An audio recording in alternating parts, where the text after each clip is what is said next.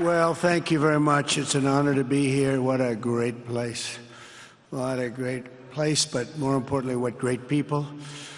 I want to thank His Royal Highness, the Crown Prince, for that incredible introduction. He's an incredible man. Known him a long time now. There's nobody like him. Thank you very much. Appreciate it very much, my friend.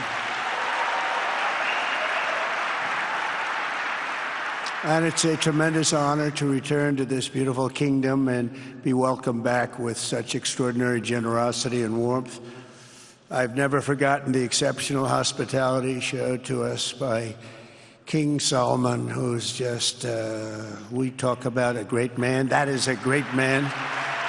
That is a great man, a great family. And that visit took place exactly 8 years ago. The graciousness of the royal family and the Saudi people is really unsurpassed, no matter where you go. Let me also thank the countless ministers, government officials, business leaders, and distinguished guests for that warm welcome. Very warm, and I know so many of you. I'd like to call out all of your names, but we have a lot of problems. We'd be here for a long time. We don't want that, so don't be upset. With this historic state visit, we celebrate more than 80 years of close partnership between the United States and the Kingdom of Saudi Arabia.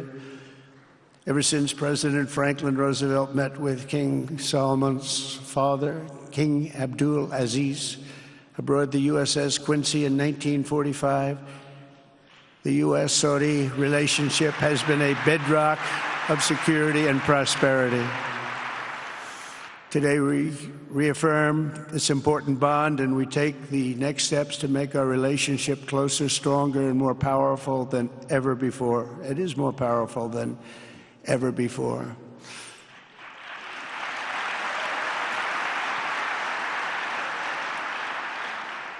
And by the way, it will remain that way. We don't go in and out like other people. It will remain that way.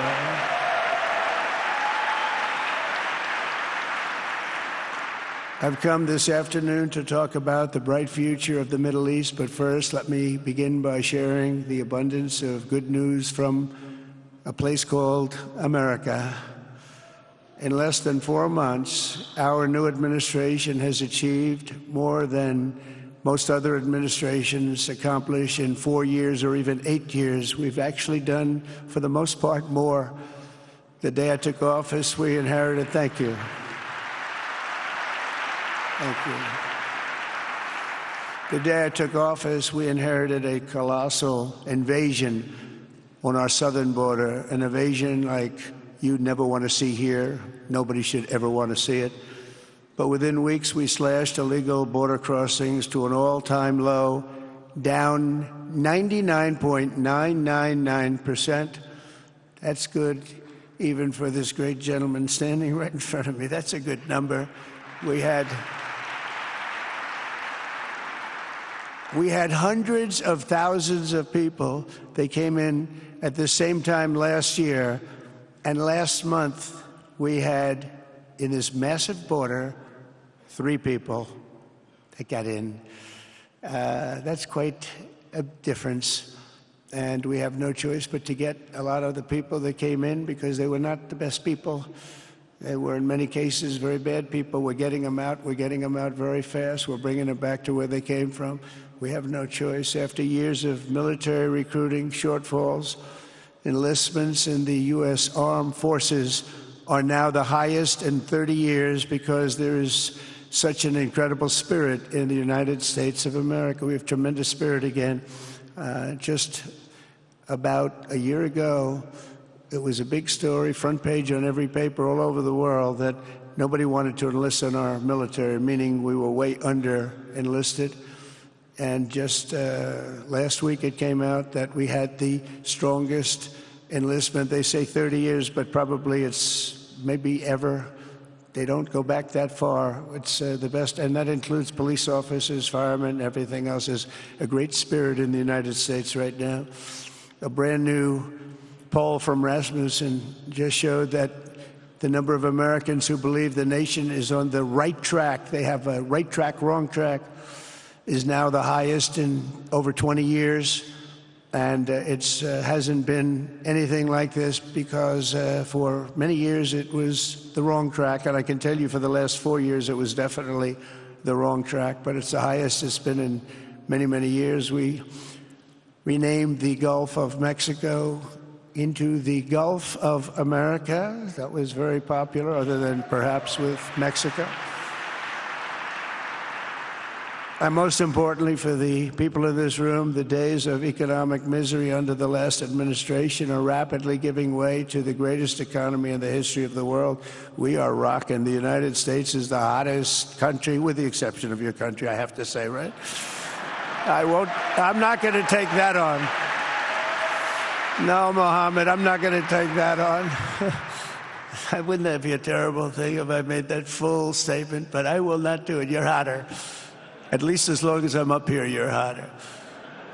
But groceries, gasoline, energy, and all other prices are down with no inflation. We have no inflation, and in a few short weeks, we've created 464,000 brand new jobs. Think of that. It's almost 500,000 jobs created just in a matter of weeks.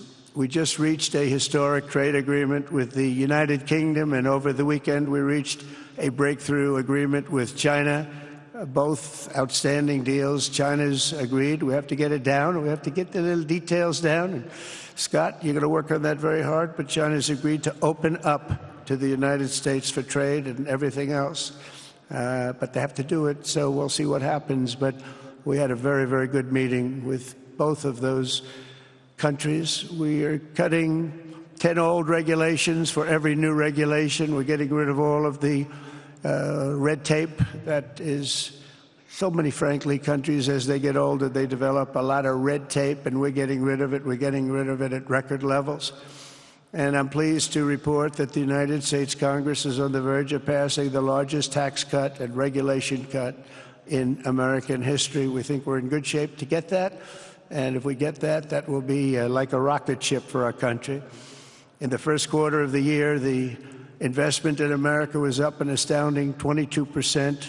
More than $10 trillion of new investments have been announced or are coming just since the election on November 5th.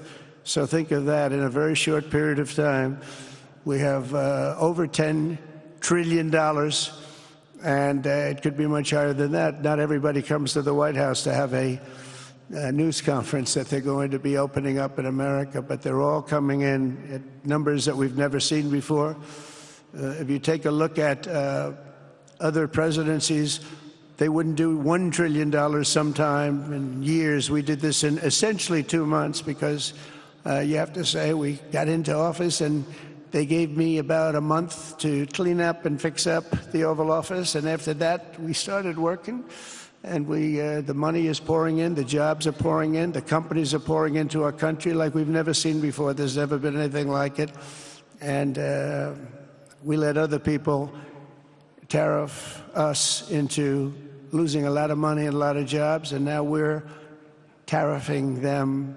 And it's at a level that nobody's seen. It's a level that is making us a very much different country and a very different Republican Party. We won a tremendous victory in November. We won all 7 swing states, the popular vote by millions and millions of votes. The Electoral College, we won by 312 to 226. Remember, they said, well, we could get to 270. No, we got to 312. That's a big difference. And very importantly, we won counties throughout the United States, 2,660 to 451. That's why when you look at a map, they're all red. The whole country is red. Red stands for Republican. From the moment on and from the moment we started, we've seen wealth that just poured and is pouring back into America. Apple is investing $500 billion. NVIDIA is investing, and I see my friend is here, Jensen. That's very good, wherever you may be. I thank you very much, because he's putting in $500 billion. TSMC is investing. Where is Jensen, by the way? Where is he? He's standing here. Where is he? I just saw that. Thank you very much, Jensen. I mean, Tim Cook isn't here, but you are. What a job you've done. He said he's got 99% of the chip market. I don't know. That's a big, that's not easy to beat, but what a job you've done. Thank you. We are proud to have you in our country. You know that. Thank you for the investment. TSMC is investing $200 billion, and with this trip, we're adding over $1 trillion more in terms of investment into our country and buying our products. And, you know, nobody makes military equipment like us. We have the best military equipment, the best missiles, the best rockets, the best everything. Best submarines, by the way. Most lethal weapon in the world. In addition to purchases of $142 billion of American-made military equipment by our great Saudi partners, the largest ever. This week there are multi-billion-dollar commercial deals with Amazon, Oracle, AMD. They're all here. Uber, Qualcomm, Johnson & Johnson, and many, many more.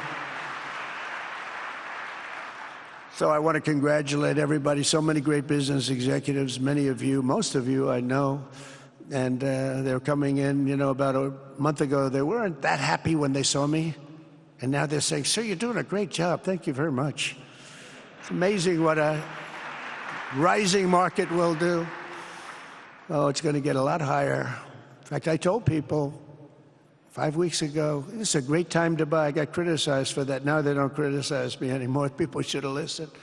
But it's going to go a lot higher. You see, we've never had anything like this happen. It's an explosion of investment and jobs, and great companies are coming in. Never seen anything like it. There's no better place to make a future or make a fortune, do anything, frankly, than what we have in the United States of America under a certain President, Donald J. Trump. I have the right attitude. I have the same attitude that the people in the front row, second row, third row have.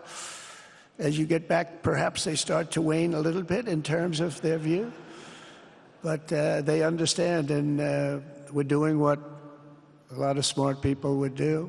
And we're not necessarily being politically correct. You saw what we did yesterday with health care. We've cut our health care by 50 to 90%. You're going to see drugs and pharmaceuticals come down at numbers that nobody has ever seen. And drugs, pharmaceuticals, we think will be dropping.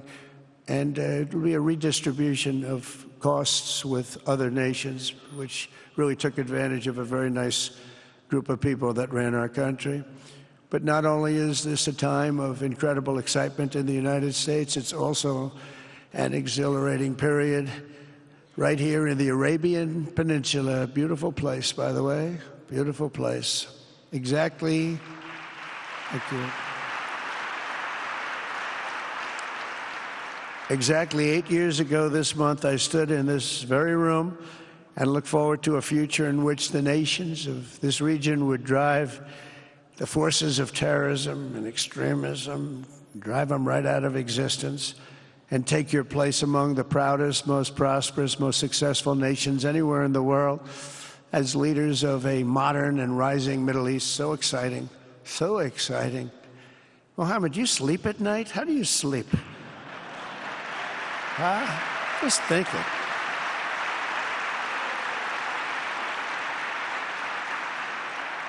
What a job. He tosses and turns like some of us.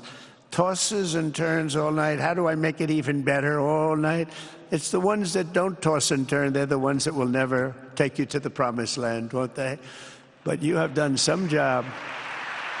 True.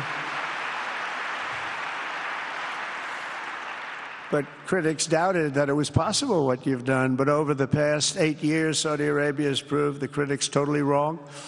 The transformation that has occurred even by these incredible business leaders. I mean, you had the biggest leaders in business anywhere in the world standing right before us. But the transformation that has occurred under the leadership of King Salman and Crown Prince Mohammed has been truly extraordinary. Such a thing has, I don't think, ever happened before. I've never seen anything at that scale happen before. And I guess, you know, maybe you could say the United States is doing pretty well too, you know, but I don't think too many people have seen that happen before. Majestic skyscrapers, the towers that I see, the difference between now and 8 years ago. And 8 years ago was very impressive, but the towers that I see rising, some of the exhibits that I was shown by Mohammed, what I've seen there is just an amazing, it's an amazing process, amazing genius of so many people, architecture, but I have a feeling I know where many of those ideas came from.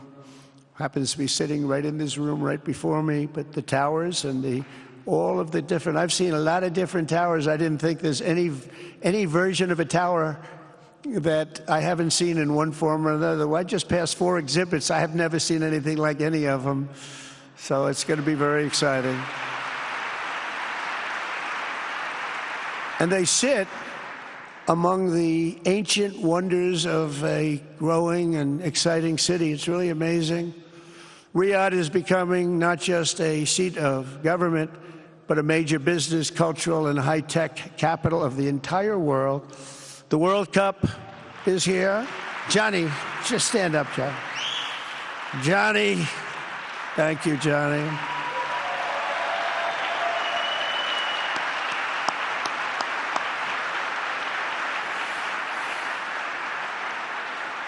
Great job, Johnny, great job. But the World Cup and the World Expo will soon be coming here, just like the World Cup is coming to the United States. It's going to be really exciting next year.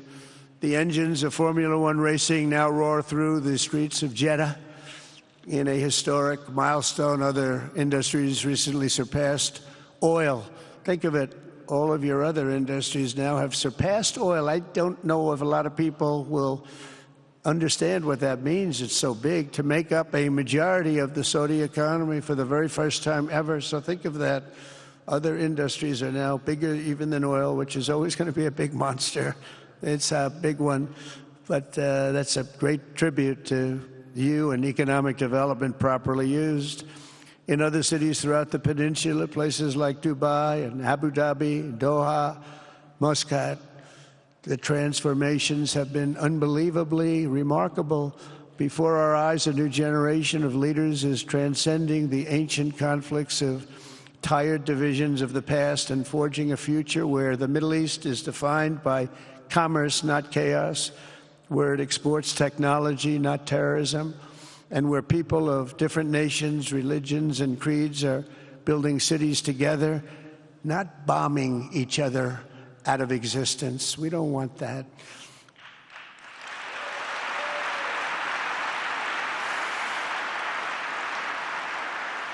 And it's crucial for the wider world to note this great transformation has not come from Western interventionists or flying people in beautiful planes giving you lectures on how to live and how to govern your own affairs. No, the gleaming marvels of Riyadh and Abu Dhabi were not created by the so-called nation builders, neocons, or liberal nonprofits like those who spent trillions and trillions of dollars failing to develop Kabul, Baghdad, so many other cities. Instead, the birth of a modern Middle East has been brought by the people of the region themselves, the people that are right here, the people that have lived here all their lives, developing your own sovereign countries, pursuing your own unique visions and charting your own destinies in your own way. It's really incredible what you've done. In the end, the so-called nation builders wrecked far more nations than they built, and the interventionists were intervening in complex societies that they did not even understand themselves. They told you how to do it, but they had no idea how to do it themselves. Peace, prosperity, and progress ultimately came not from a radical rejection of your heritage, but rather from embracing your national traditions and embracing that same heritage that you love so dearly.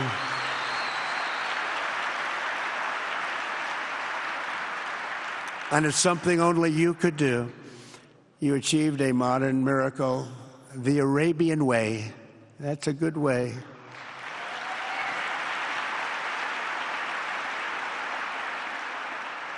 Today, the Gulf nations have shown this entire region a path towards safe and orderly societies with improving quality of life, flourishing economic growth, expanding personal freedoms, and increasing responsibilities on the world stage. After so many decades of conflict, finally it is within our grasp to reach the future that generations before us could only dream about, a land of peace, safety, harmony, opportunity, innovation, and achievement right here in the Middle East. So beautiful. It's such a beautiful thing that's happening. I guess, the people that are here can't even really appreciate it because you see it happening, and it's when you come to a place that you haven't seen in 5 years or 10 years or 20 years that it's even more incredible. When I left office just over 4 years ago, that future seemed almost impossible, what you've done. Together we had obliterated the killers of ISIS. We wiped them out, terminated its founder and leader, al-Baghdadi. We had healed the divide in the Gulf Cooperation Council, it's a very big deal, and united the nations of the region to stand against the enemies of all civilization. We'd imposed unprecedented sanctions on Iran and starved the regime of resources to fund terror. They were unable to fund anything because they had no money left. They had no money. But the new administration came in and let them have a lot of money, and you saw what happened. It was not money well spent. And with the historic Abraham Accords that we're so proud of, all the momentum was aimed at peace, and it aimed very successfully. It's been an amazing thing, the Abraham Accords, and it's my fervent hope, wish, and even my dream that Saudi Arabia, a place I have such respect for, especially over the last fairly short period of time, what you've been able to do, but we'll soon be joining the Abraham Accords. I think it'll be a tremendous tribute to your country, and it will be something that's really going to be very important for the future of the Middle East. I took a risk in doing them, and they've been an absolute bonanza for the countries that have joined. The Biden administration did nothing for 4 years. We would have had it filled out. But it will be a special day in the Middle East with the whole world watching when Saudi Arabia joins us, and you'll be greatly honoring me, and you'll be greatly honoring all of those people that have fought so hard for the Middle East, and I really think it's going to be something special, but you'll do it in your own time, and that's what I want, and that's what you want, and that's the way it's going to be. When I left office, the only thing still standing between this region and its unbelievable potential was a small group of rogue actors and violent thugs seeking constantly to drag the Middle East backward and into havoc, mayhem, and indeed into war. Unfortunately, instead of confronting these destructive forces, the last U.S. administration chose to enrich them and empower them and give them billions and billions of dollars. The Biden administration, the worst administration in the history of our country, by the way, spurned our most trusted and long-standing Gulf partners, and I can say partners worldwide, one of our great, great partners, no matter who we look to, and we have great partners in the world, but we have none stronger and nobody like the gentleman that's right before me. He's your greatest representative, greatest representative.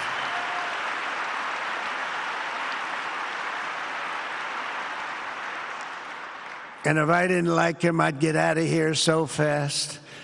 You know that, don't you? He knows me well. I do. I like him a lot. I like him too much. That's why we give so much, you know? Too much. I like you too much. Great guy. They lifted sanctions on Iran in exchange for getting nothing, and sent the regime tens of billions of dollars to fund terror and death all over the world. And they laughed at him. They laughed at our leader. And they're still laughing at our leader. They thought him a fool. And they made nothing but trouble ever since, including the funding of October 7th, one of the worst days ever in the history of the Middle East. Horrible day. Biden removed the Houthis from the list of foreign terrorist organizations, even while missiles and drones were being launched right here at your beautiful city of Riyadh and launched at ships if they happened to be sailing in the wrong location. The Biden administration's extreme weakness and gross incompetence derailed progress toward peace, destabilized the region, and put at risk everything we had worked so hard to build together. And when you think of the great achievements that you've made, to do it in light of a pretty hostile administration, an administration that was not a believer, it makes your achievements even greater. Makes them even greater, you know that. But in a few short months since taking office, we have achieved the swift return of American strength at home and abroad, now working with the vast majority of people in this region who seek stability and calm. Our task is to unify against the few agents of chaos and terror that are left and that are holding hostage the dreams of millions and millions of great people.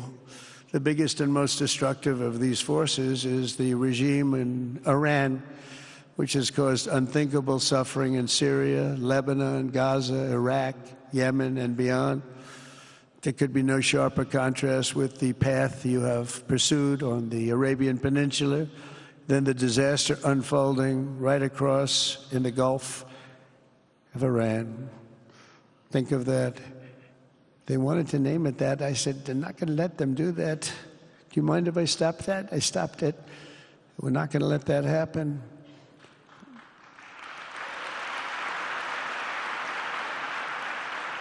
While you have been constructing the world's tallest skyscrapers in Jeddah and Dubai, Tehran's 1979 landmarks are collapsing into rubble and dust. They had it going for a little while under a much different system, but those buildings are largely falling apart, falling down, while you're building some of the world's biggest and most incredible infrastructure projects. Buildings, all sorts of things you're building that nobody's ever even seen before. Iran's decades of neglect and mismanagement have left the country plagued by rolling blackouts lasting for hours a day. All the time you hear about it. While your skill has turned dry deserts into fertile farmland, Iran's leaders have managed to turn green farmland into dry deserts as their corrupt water mafia, it's called it the water mafia, causes droughts and empty riverbeds. They get rich, but they don't let the people have any of it. And then, of course, there's the key difference at the root of it all.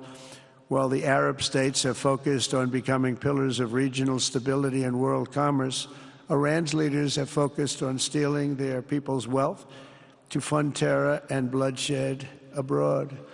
Most tragic of all, they have dragged down an entire region with them. Countless lives were lost in the Iranian effort to maintain a crumbling regime in Syria. Look at what happened with Syria. In Lebanon, their Hezbollah proxies have pillaged the hopes of a nation whose capital, Beirut, was once called the Paris of the Middle East. Can you imagine? All of this misery and so much more was entirely avoidable, absolutely avoidable. And Mohammed knew that. He knew that. Smart people knew that. If only the Iranian regime had focused on building their nation up instead of tearing the region down. Yet I'm here today not merely to condemn the past chaos of Iran's leaders, but to offer them a new path and a much better path toward a far better and more hopeful future. As I've shown repeatedly, I am willing to end past conflicts and forge new partnerships for a better and more stable world, even if our differences may be very profound, which obviously they are in the case of Iran. I have never believed in having permanent enemies. I am different than a lot of people think. I don't like permanent enemies, but sometimes you need enemies to do the job, and you have to do it right. Enemies get you motivated. In fact, some of the closest friends of the United States of America are nations we fought wars against in generations past, and now they're our friends and our allies. I want to make a deal with Iran. If I can make a deal with Iran, I'll be very happy. If we're going to make your region and the world a safer place. But if Iran's leadership rejects this olive branch and continues to attack their neighbors, then we will have no choice but to inflict massive, maximum pressure drive Iranian oil exports to zero like I did before. If you know that, they were a virtually bankrupt country because of what I did. They had no money for terror. They had no money for Hamas or Hezbollah, and take all action required to stop the regime from ever having a nuclear weapon. Iran will never have a nuclear weapon.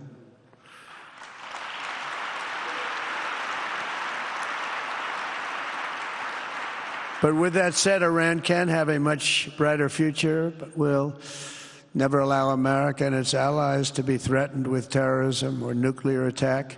The choice is theirs to make. We really want them to be a successful country. We want them to be a wonderful, safe, great country, but they cannot have a nuclear weapon. This is an offer that will not last forever.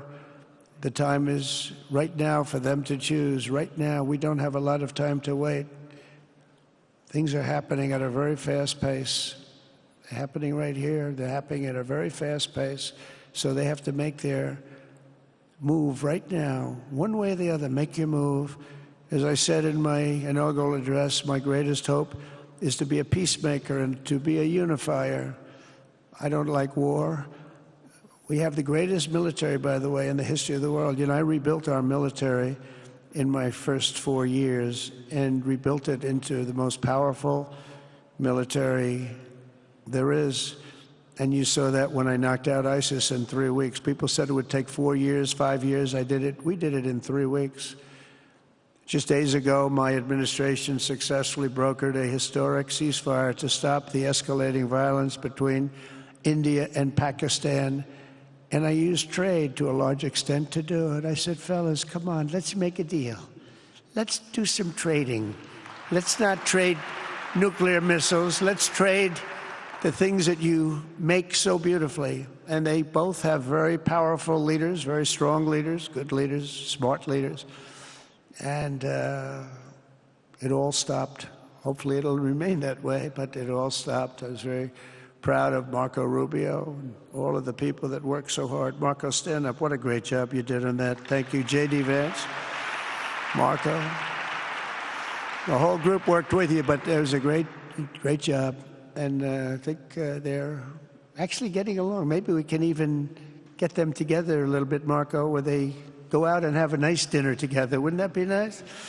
But we've come a long way, and it could be, you know, millions of people could have died from that conflict that started off small and was getting bigger and bigger and bigger by the day.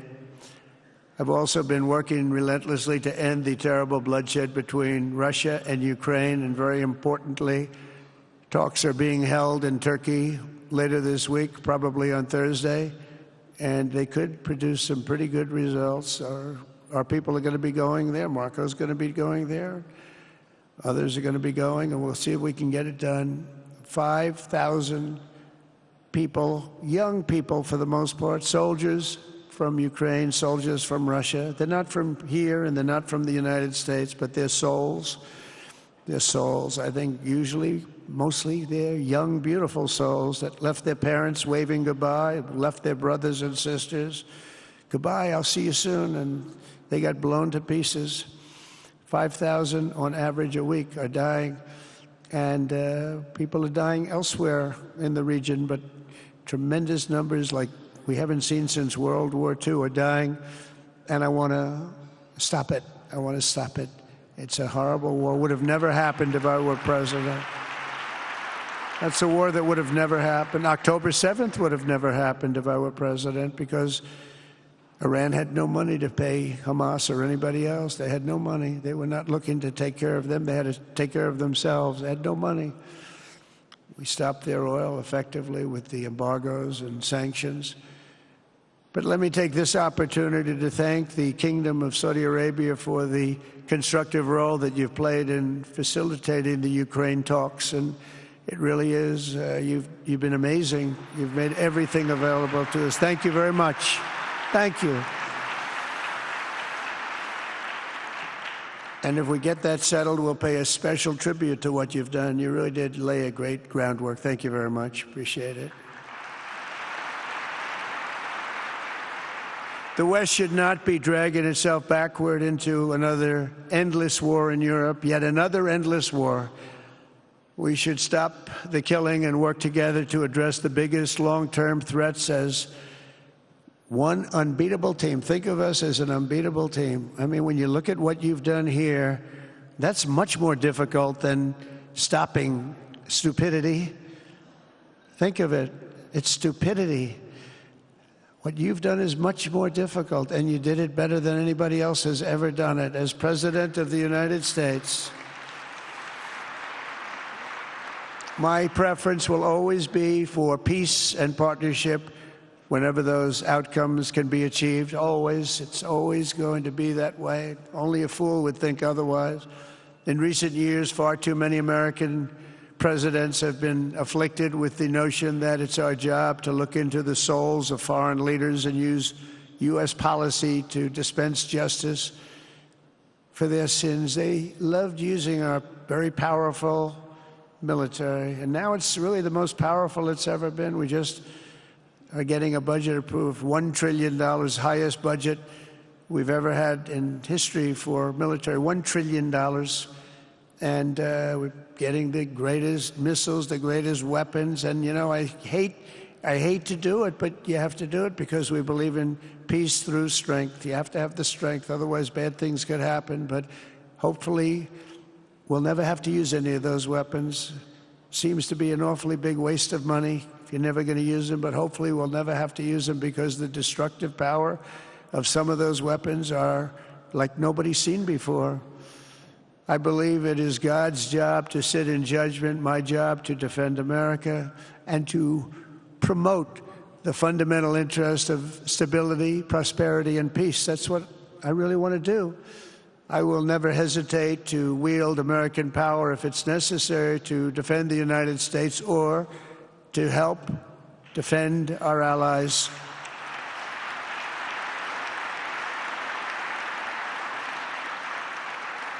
And there will be no mercy for any foe who tries to do us or them harm. We will have no mercy. They understand that. That's why I've been pretty lucky. A lot of people think, you know, he's looking to fight. He's looking to fight, and things get settled. It's an amazing thing when they really think you mean it. But we do. We have the greatest military, the strongest military, stronger than any. Nobody's even close. We have the best weapons in the world. But we don't want to use them. If you threaten America or our partners, however, then you'll be faced with overwhelming strength and devastating force. We have things that you don't even know about, you don't hear about, and if you did, you'd say, wow. In recent weeks, following repeated attacks on American ships and freedom of navigation in the Red Sea, the United States military launched more than 1,100 strikes on the Houthis in Yemen. As a result, the Houthis agreed to stop. They said, we don't want this anymore. It's the first time you've heard that from them, too. They're tough. They're fighters. But just days ago, we were asked to cease targeting commercial. They were not going to be targeting commercial ships in any way, shape, or form, or anything American. And they were very happy that we stopped. But we had 52 days of thunder and lightning like they've never seen before. This was a swift, ferocious, decisive, and extremely successful use of military force. Not that we wanted to do it, but they were shooting down ships. They were shooting at you. They were shooting at Saudi Arabia. We don't want them shooting at Saudi Arabia, if that's okay. So we hit them hard. We got what we came for, and then we got out. Since January 20th, the U.S. military has terminated 83 terrorist leaders operating across Iraq, Syria, and Somalia, including ISIS's #2 global leader. You read about that just recently. With the help of Pakistan, we apprehended the ISIS terrorists responsible for the attack on 13 American service members at Abbey Gate, that horrible, horrible disaster. During this Afghanistan withdrawal, you know, that's another thing that we don't even think about so much anymore. 13 died, but 42 were horribly wounded. But hundreds of people died overall, because I count the people on the other side. Hundreds of people just grossly incompetent. It's probably why Putin decided to go into Ukraine, something he never would have done if I were president. But we wouldn't have had the problems of October 7th if I were president. We wouldn't have had Ukraine, Russia if I were president. We wouldn't have had Abbeygate because there wouldn't have been any reason we were getting out, but we were getting out with dignity and with strength and power. But the way they got out was not good. I think it was the most embarrassing moment in the history of our country. And we've been working tirelessly to bring back all hostages held by Hamas. We brought back a lot already, but we're bringing back more. This weekend, we successfully negotiated the release of the last American hostage, Edan Alexander. Just came out a few hours ago, and we continue to work to get that war ended as quickly as possible. It's a horrible thing that's taking place. All civilized people must condemn the October 7th atrocities against Israel, which would never have happened again if you had probably a different president, but definitely if you had me as president. The people of Gaza deserve a much better future, but that will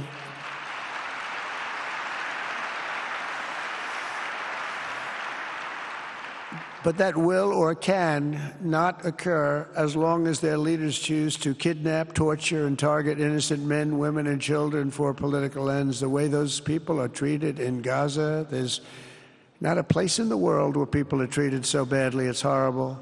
After years of suffering, two of the nations most ravaged by terror are finally beginning to end their long nightmares under the new generation of leaders.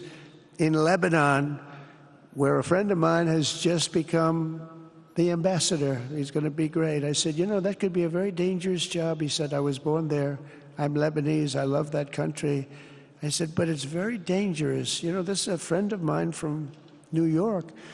I said, but it's very dangerous. Are you sure you want to do it? I never thought of him as being a warrior, but he is a warrior. He loves his country.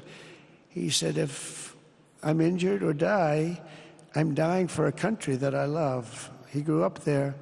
It's horrible what's happened in Lebanon, but you have a great ambassador, I can tell you that. In Lebanon, which has been endlessly victimized by Hezbollah and their sponsor, Iran, a new president and prime minister have brought the first real chance in decades for a more productive partnership with the United States, and we're going to work with their new ambassador and everybody else, Marco, and we're going to see if we can really help them out and let them get over that very high grid that they're going to have to get over. My administration stands ready to help Lebanon create a future of economic development and peace with its neighbors. They have tremendous people in Lebanon, doctors, lawyers, great professional people. I hear it so many times. Likewise, in Syria, which has seen so much misery and death, there is a new government that will hopefully succeed in stabilizing the country and keeping peace. That's what we want to see in Syria.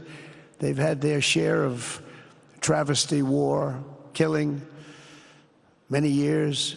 That's why my administration has already taken the first steps toward restoring normal relations between the United States and Syria for the first time in more than a decade. And I'm very pleased to announce that Secretary Marco Rubio will be meeting with the new Syrian foreign minister in Turkey later this week. And very importantly, after discussing the situation in Syria with the Crown Prince, your Crown Prince,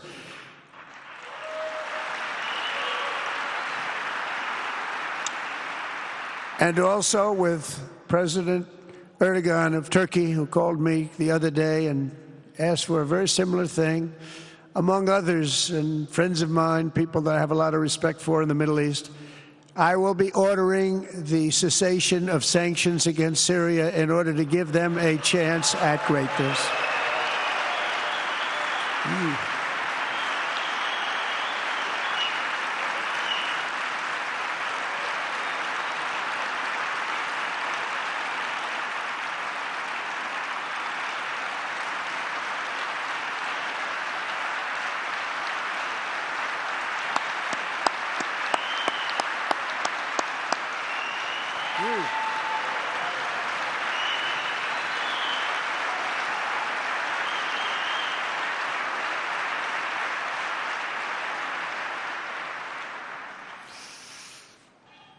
Oh, what I do for the Crown Prince. The sanctions were brutal and crippling and served as an important, really an important function, nevertheless, at the time. But now it's their time to shine. It's their time to shine. We're taking them all off, and they're going to have, I think they're going to have, based on the people and the spirit and everything else that I'm hearing about. So I say good luck, Syria. Show us something very special like they've done, frankly, in Saudi Arabia, okay? They're going to show us something special. Very good people. Everywhere we can, my administration is pursuing peaceful engagement, offering a strong and steady hand of friendship to all that will take it in good faith. Together, we have made unprecedented strides and tremendous progress, and we're still just at the dawn of the bright new day that awaits for the people of the Middle East, the great, great people of the Middle East.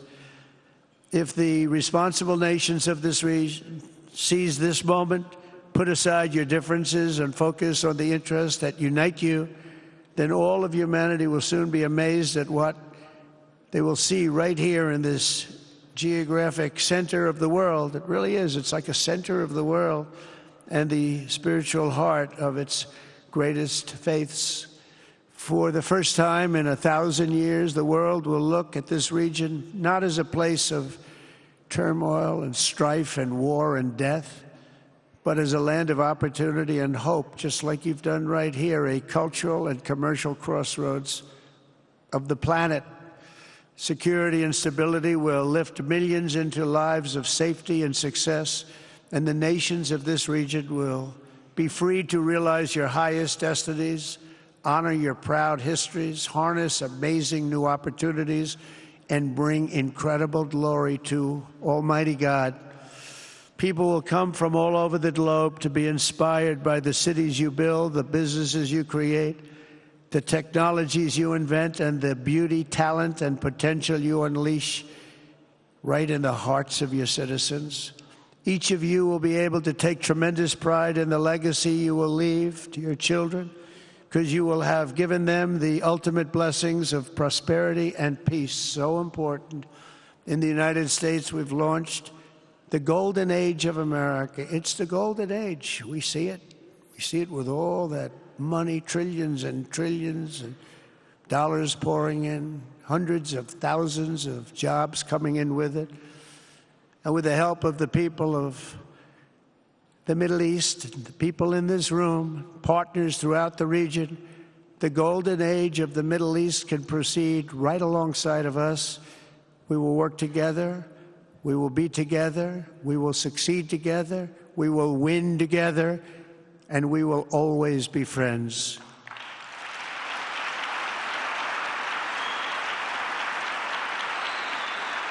Thank you.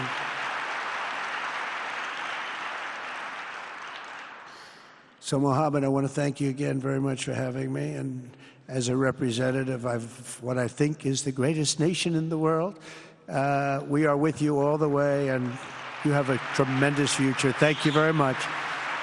And please pay my respects to your father. Thank you very much. Thank you.